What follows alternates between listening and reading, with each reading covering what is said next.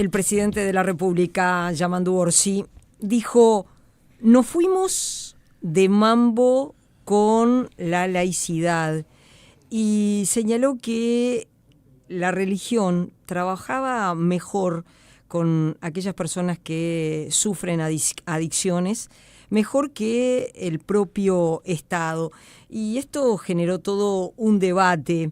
En realidad había habido un encuentro que, bueno, no tuvo tanta notoriedad hasta que Yamandu Orsi dijo esas palabras, y que fue un encuentro impulsado por la Junta Nacional de Drogas entre el Estado y comunidades de fe para abordar precisamente el consumo problemático de drogas. Y nuestro invitado de hoy escribió una columna en La Diaria.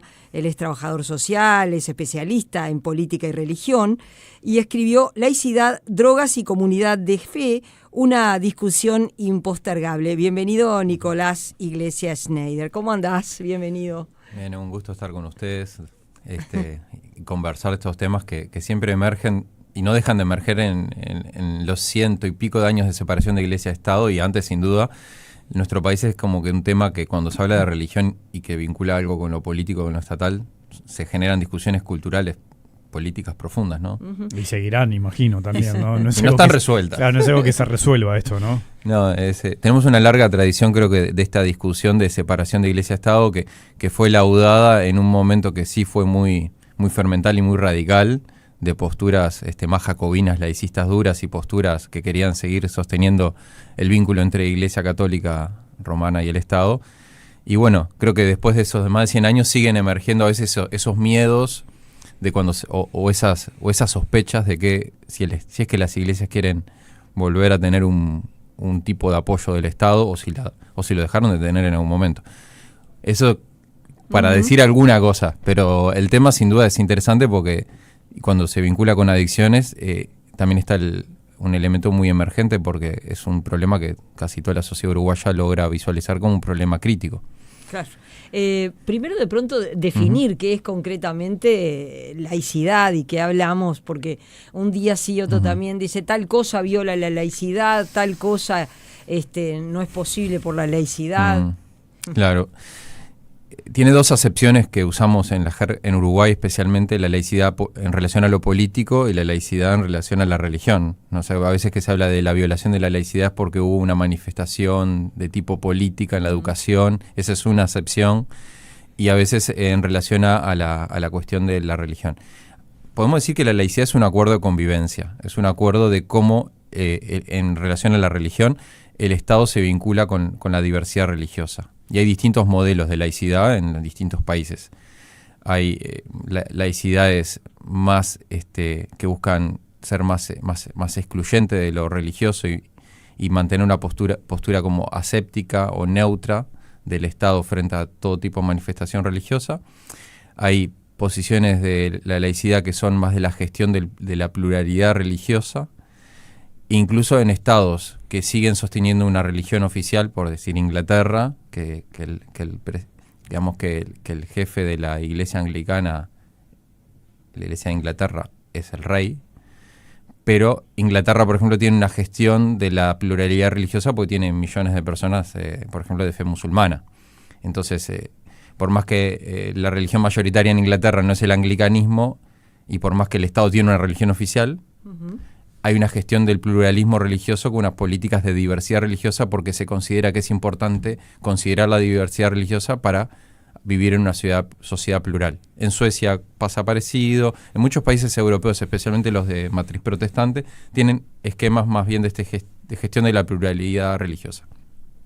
Y hay estados católicos todavía, ¿no? En algunos países, ni tan lejos.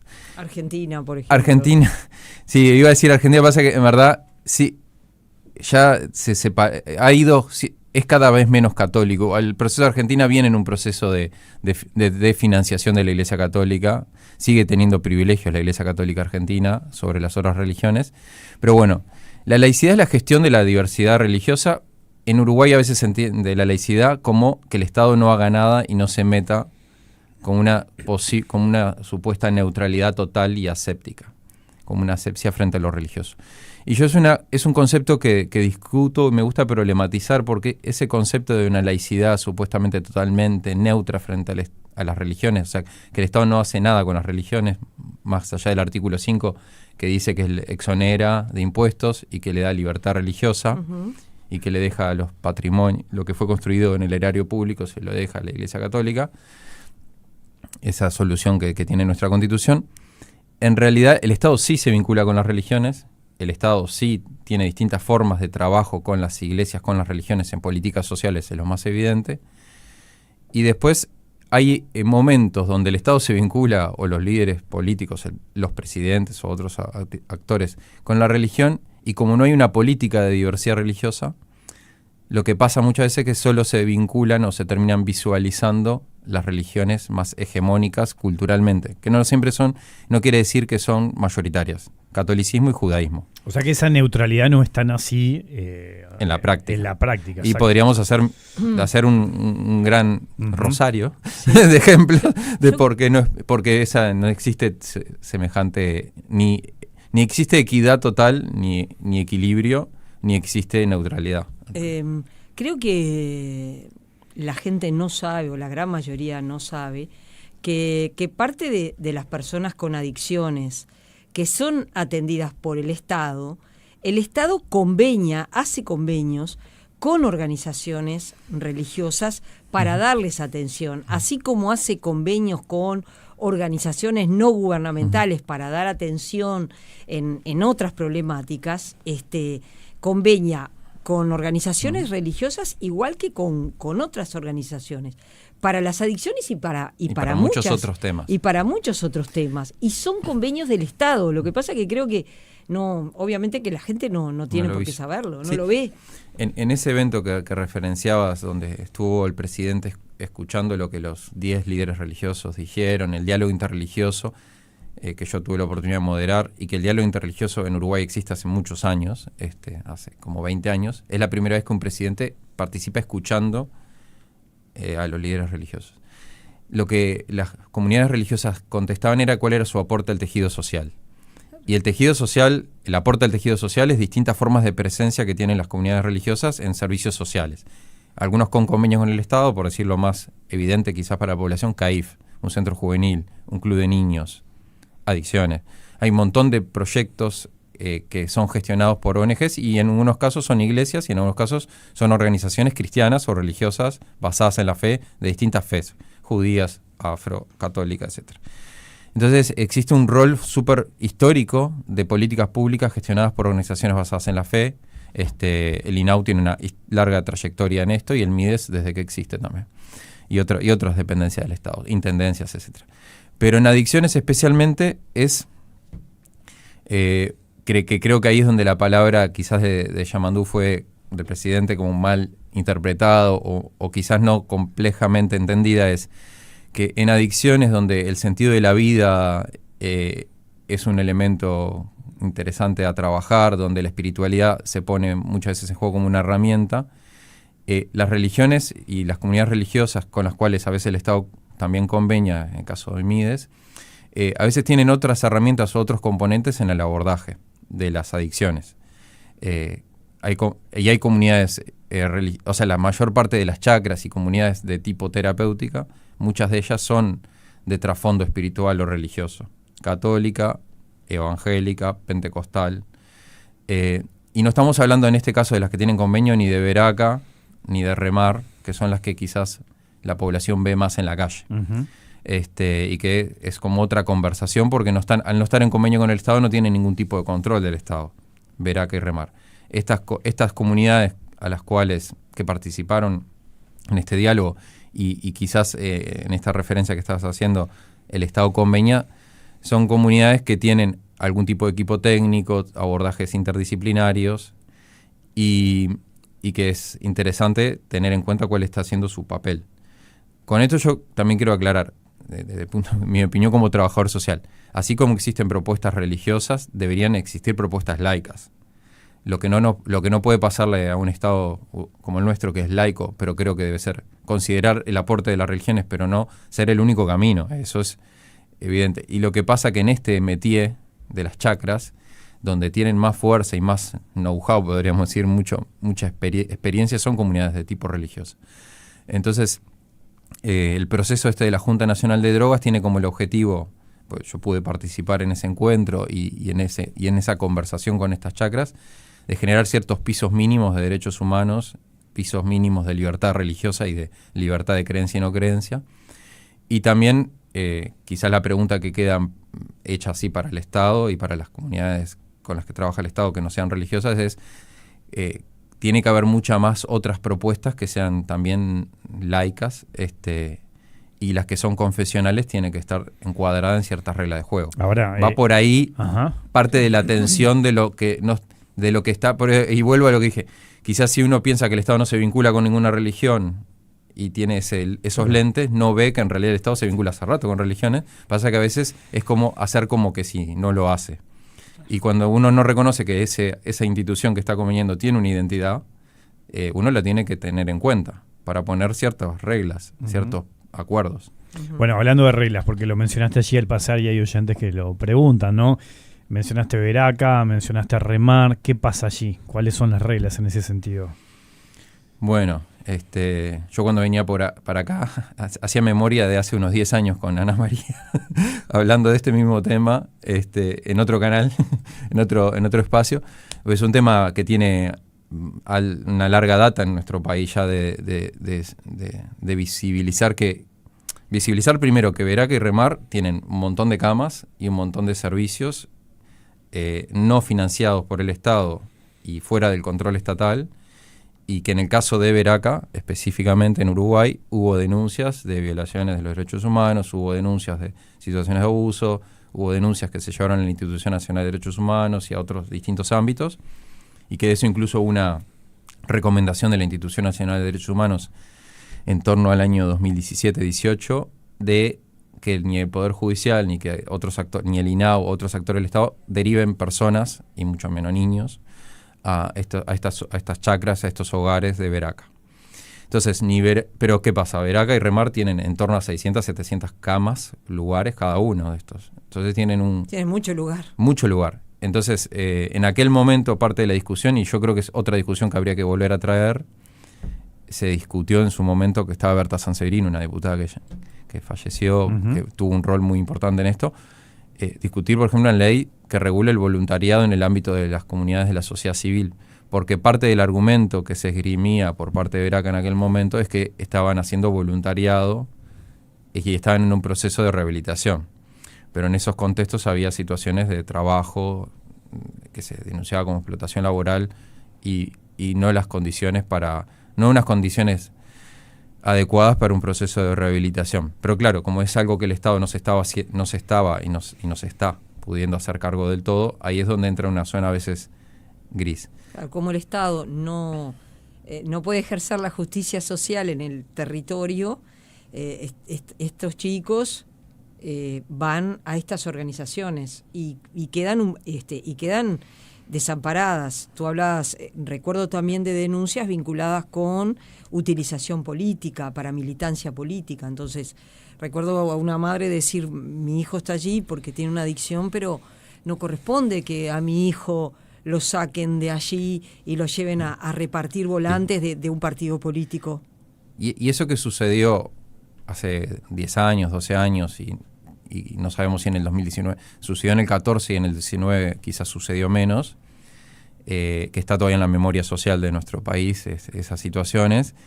Creo que igual con esta conversación que está la Junta Nacional de Drogas, quizás no lo salda del todo porque igual hay que tener cuerpo inspectivo y herramientas de control, pero por lo menos empieza a dar una discusión que estaba totalmente bajo la mesa. Las comunidades religiosas cumplen un rol en este tema de adicciones. ¿Y por qué es distinto a lo de un CAIF? Porque en el contexto de las adicciones de las chacras son contextos de encierro.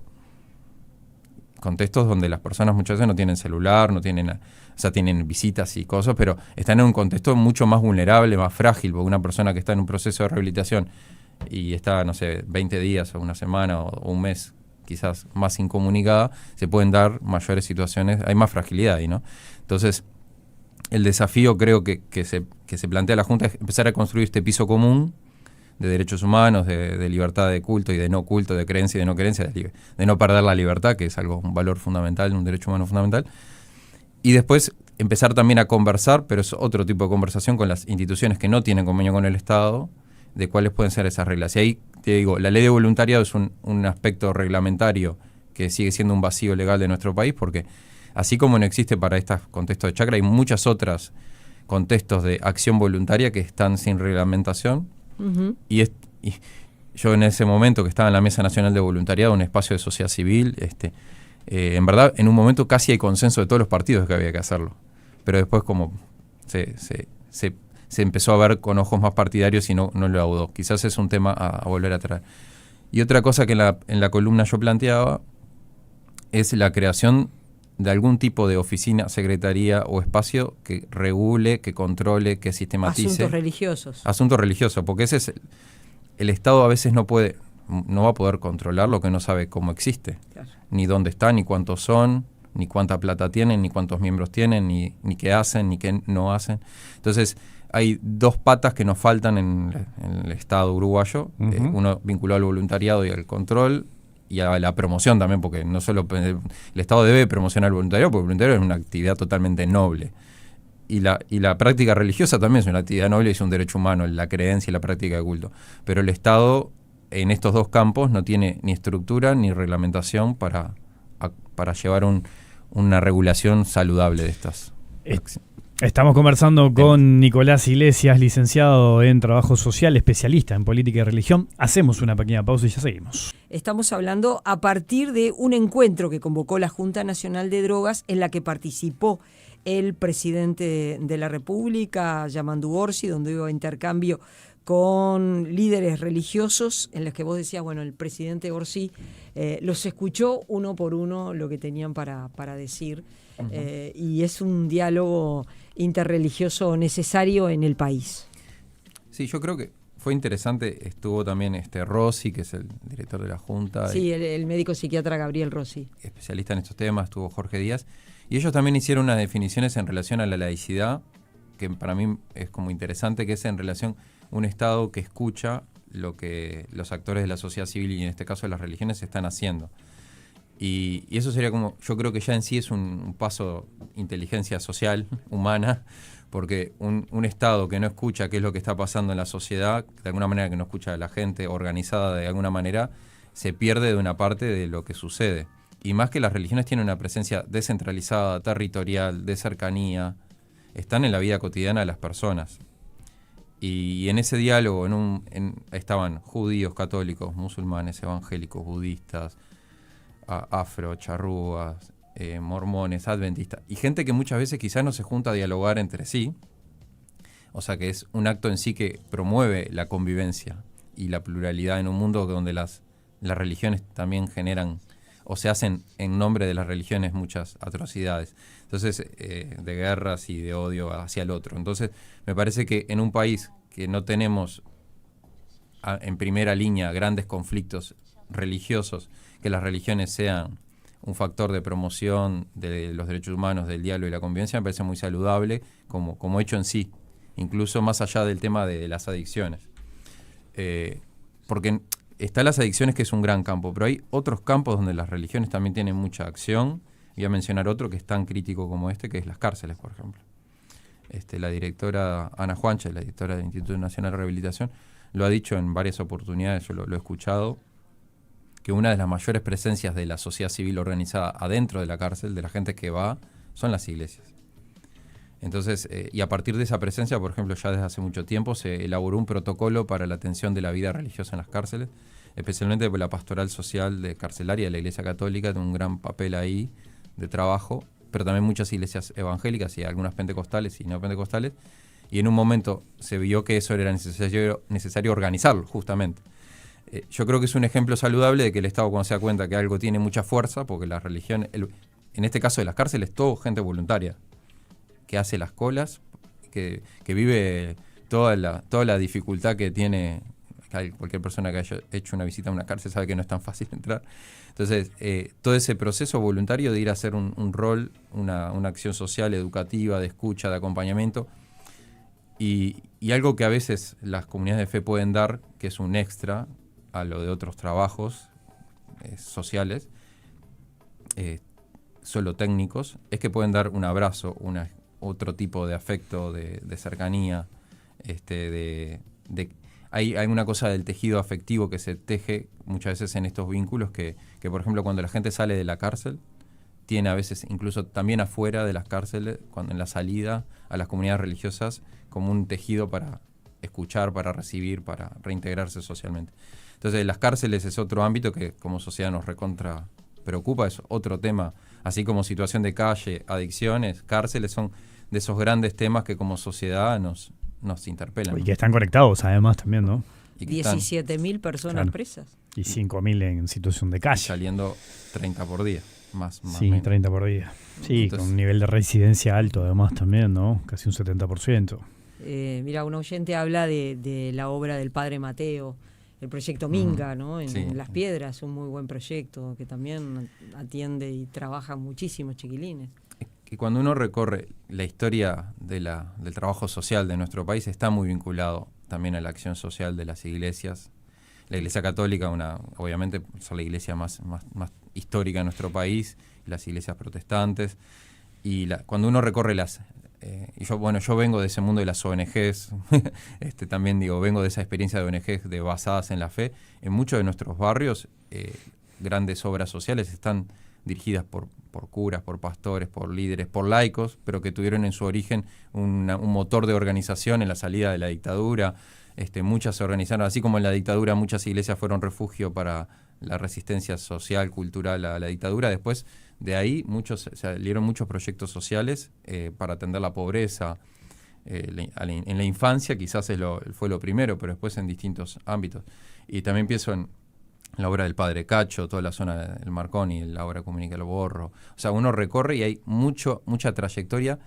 Y yo creo que es ahí donde el Estado también, que un Estado que tiene una actitud de escucha inteligente, escucha y aprende de lo que la sociedad civil hace bien y recoge y convenia y trabaja con. Uh-huh. Pero hay que construir, vuelvo a lo de los acuerdos, hay que construir acuerdos mínimos y acuerdos básicos y claro, hay instituciones que están muy reglamentadas. El INAU tiene claros reglamentos de convenio, como tiene una larga historia, una trayectoria institucional muy, muy, muy grande. Entonces hay como mucha experiencia, pero no, en otros campos donde no hay convenios o donde hay menos historia institucional, hay que generar estas experiencias. Y porque el tema de adicciones, por ejemplo, y el de calle, no es que sea nuevo, pero las dimensiones del tema que tenemos ahora son mucho mayores a las de hace unos años. Uh-huh. Y la gravedad de la situación. En el Uruguay se debate y se conversa bastante poco de este tema. Creo que lo instaló el presidente Orsi cuando dijo estas expresiones que nos invitaron a reflexionar sobre la diversidad religiosa, ¿no? Que no tiene por qué ser violatoria de la laicidad, reconocer la religiosidad de la gente, ¿no? Sí, reconocer la religiosidad. Ahora estamos hablando quizás más de las instituciones religiosas, pero también hay una dimensión también hasta de la espiritualidad que es más amplia. Uh-huh. Y que nos conecta que pueden ser de otras formas no religiosas y que también ayudan en los procesos. Es también ver el ser humano como desde otras dimensiones. La gente a veces no logra salir de la situación difícil que esté atravesando, sea adicciones, sea depresión, sea calle, sea un bajón, lo que fue, solo con ayudas materiales. Y hay otras cuestiones que tienen que ver, decía, con el afecto, con la escucha, con el sentido de pertenencia a un grupo, con el sentido de la vida, y que eso a veces puede ser también un grupo de otro tipo, el voluntariado, puede ser una práctica como la yoga, puede ser el vínculo con la naturaleza. Hay otras cosas que nos vinculan también con lo espiritual y lo trascendente, uh-huh, que no son solo la religión institucional. Entonces, para problematizar un poco esto que tiene la dimensión de que es más claro cuando hay una religión, una iglesia, una institución actuando, pero puede haber otras instituciones, otras maneras de incorporar lo espiritual, la trascendencia, no religiosas, institucionales también. Uh-huh. Mira, soy salesiano, talleres de Don Bosco, uh-huh, Es una propuesta hermosa. Ojalá la política trabaje para construir y estar presente como estas experiencias, dice acá un oyente que nos escribe. El movimiento salesiano tiene una larga trayectoria en trabajo con jóvenes y está Tacurú, por ejemplo, que es como la institución que quizás más conocemos. Es que cuando uno hace la lista de instituciones que están en el campo social, que vienen desde la promoción de la fe, son muchas. Y en muchos barrios, ahora pienso por ejemplo en el Plan Más Barrio o en otras, cuando el Estado va a ver quiénes son la comunidad organizada, obviamente que hay grupos de vecinos, hay sindicatos, hay cooperativas, sigue habiendo, pero también hay muchas comunidades religiosas. Y hay de las más tradicionales, como la Iglesia Católica y las iglesias protestantes, pero hay muchas otras formas que son menos conocidas y que también tienen mucha presencia. Por ejemplo, algo que yo no conocía, los adventistas, por ejemplo, que es una iglesia que conocemos quizás menos. Y me llamó el otro día. Después de este evento estuvo en el Adventista. En Cerro Norte tenemos 2 centros juveniles, un CAIF, y estamos trabajando, nos preocupa qué está pasando en Cerro Norte. O sea, hay muchas otras iglesias, más allá de las 2 o 3 que quizás conocemos. Hay mucha diversidad religiosa y me parece que por eso es necesario mínimamente mapear, conocer, dar cuenta de lo que existe. Y eso no es violatorio de la laicidad. Es incluso a veces poner una mirar con unos lentes lo que ya existe, mirar con otros lentes. Totalmente. Nicolás Iglesias, muchas gracias por tu participación esta tarde en Palabras Cruzadas. Gracias a ustedes.